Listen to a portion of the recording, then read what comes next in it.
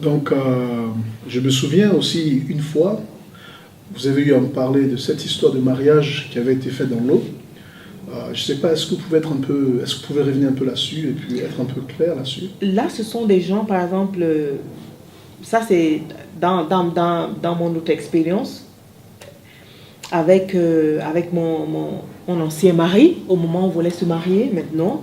Et on a quitté la première église, là où ces choses-là se passaient, et puis on est parti dans une autre église. Dans une autre église, le pasteur était ghanéen. La première, le pasteur était nigérien.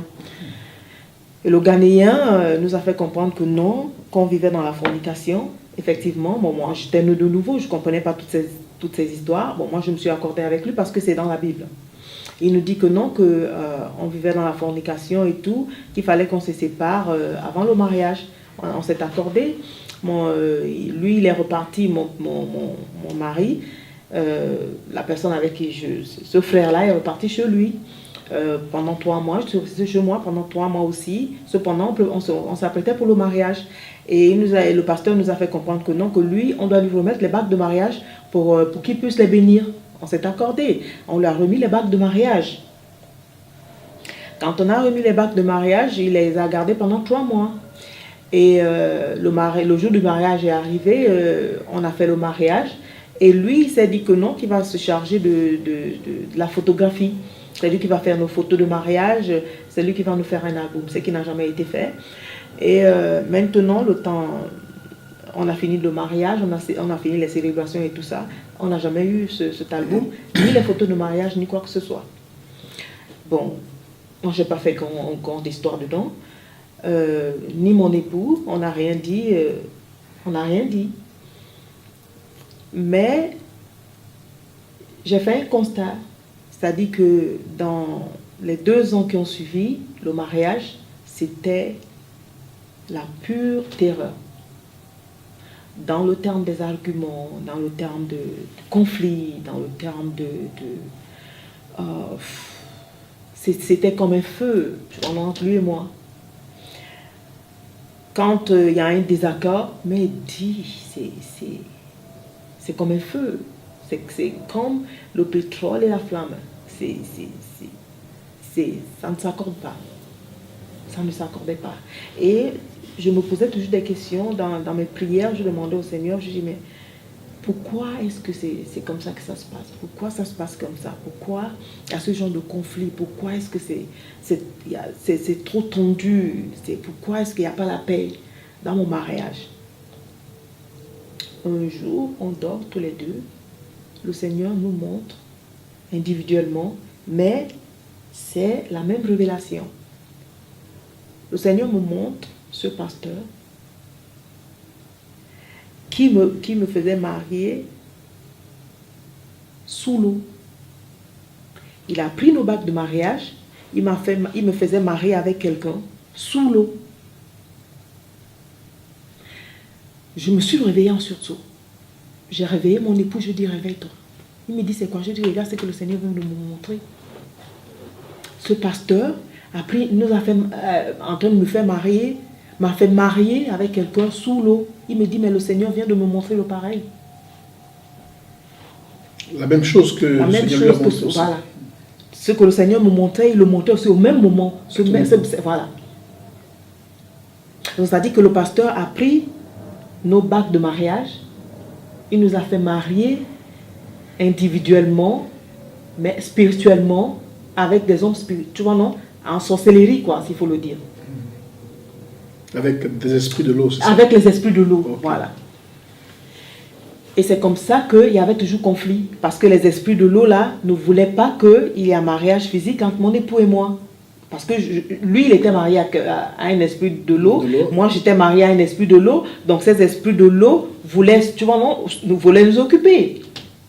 Donc, moi, c'était un homme. Donc, cet esprit-là veut m'occuper à lui seul. Et lui aussi, cet esprit-là veut l'occuper à lui seul. Et c'est ce que le Seigneur nous avait révélé.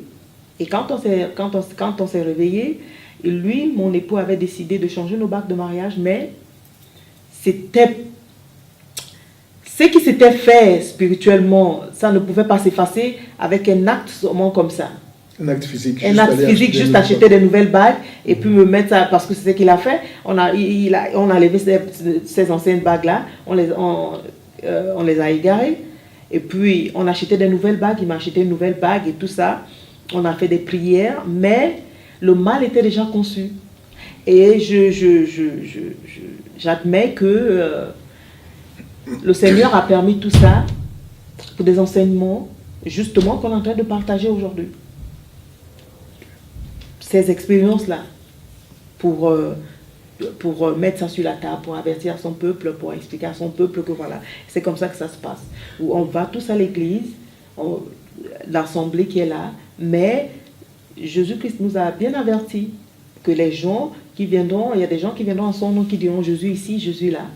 Mais ce n'est pas la vérité.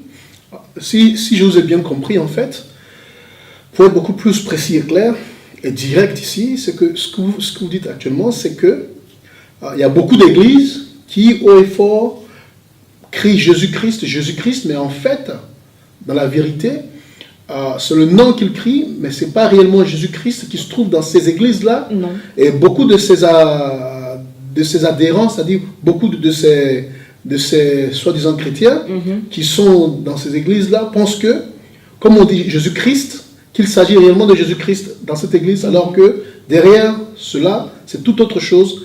Et c'est ce qui souvent explique que les problèmes qui les ont amenés dans ces églises pour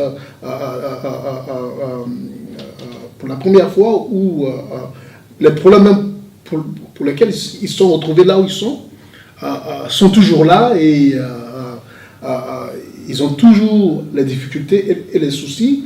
Et on leur dit non, il faut jeûner, il faut faire ceci, il faut faire cela. Mais les problèmes sont toujours là et n'ont toujours pas les solutions. Parce que là où ils sont, ce n'est pas là où ils devaient être. Non.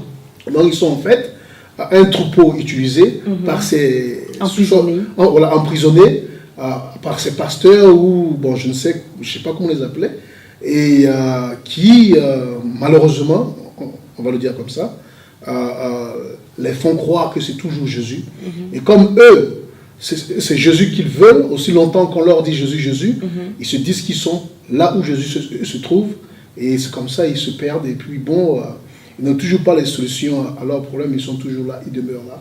Parce que c'est un monsieur qui est en face d'eux, qui a le titre de pasteur, et qui leur crie chaque jour Jésus, Jésus.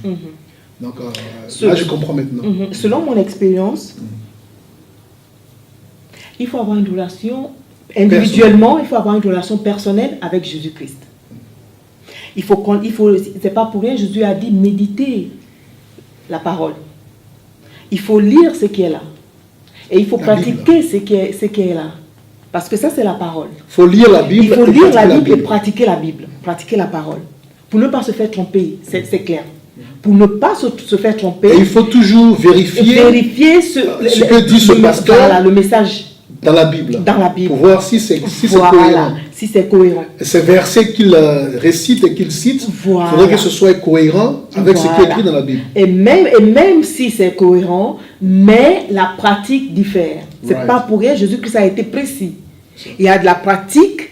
Il faut pratiquer ce qui est là. Parce que c'est la pratique. Voilà, la parole de Dieu, c'est la pratique, la parole qui fait la différence. C'est la pratique, la parole qui expose le vrai du faux.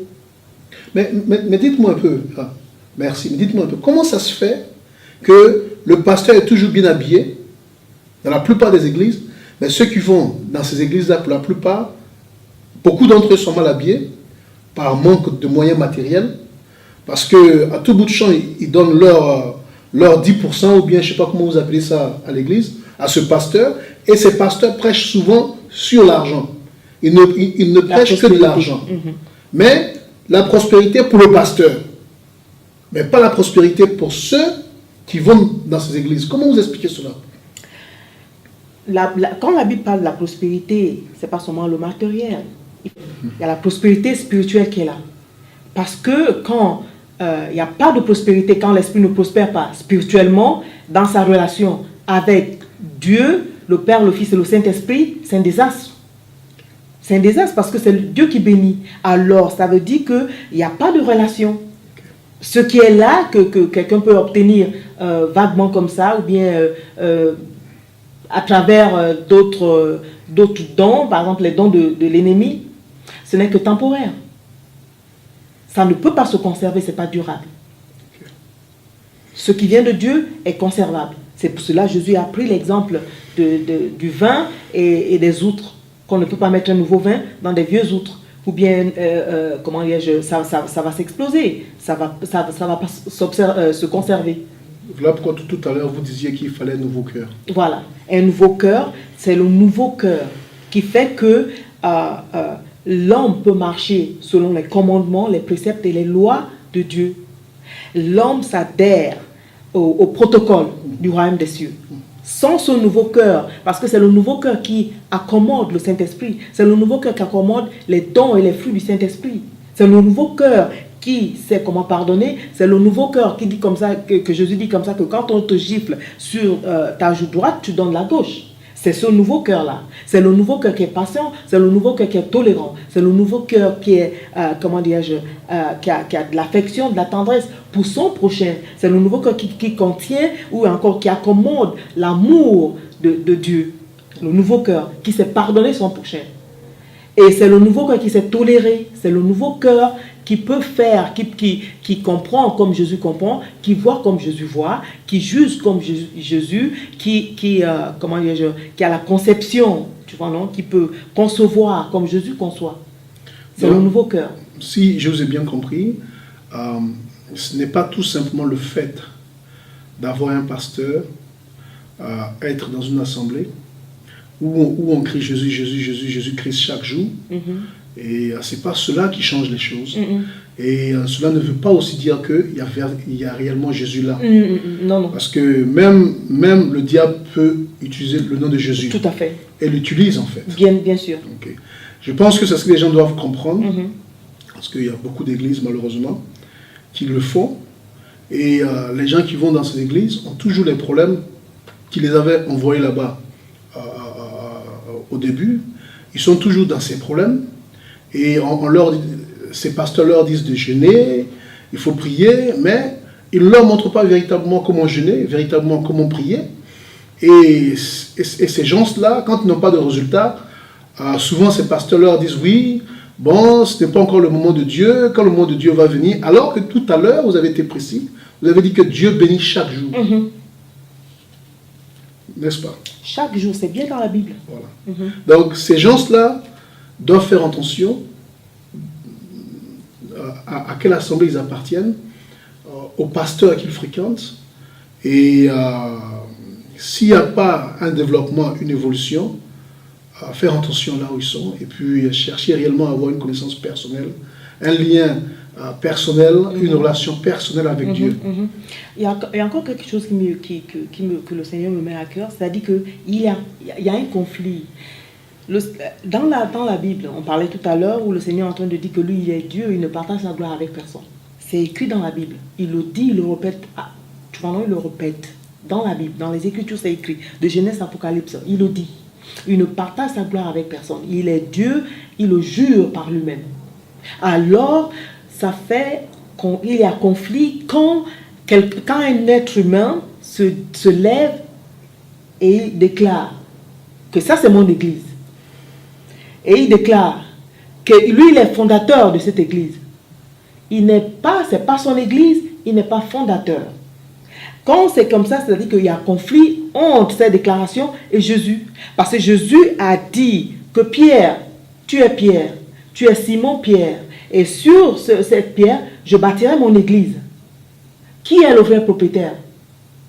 Est-ce que c'est Jésus-Christ qui est le vrai propriétaire? Ou bien c'est cette personne, cet être humain qui dit que je suis fondateur de cette église? Qui est le propriétaire? Il y a conflit. Mais vous voyez, souvent, c'est ça le problème. Alors, puisque quand il y a ce conflit, ce qui fait que la présence du Seigneur n'est pas là, elle est absente.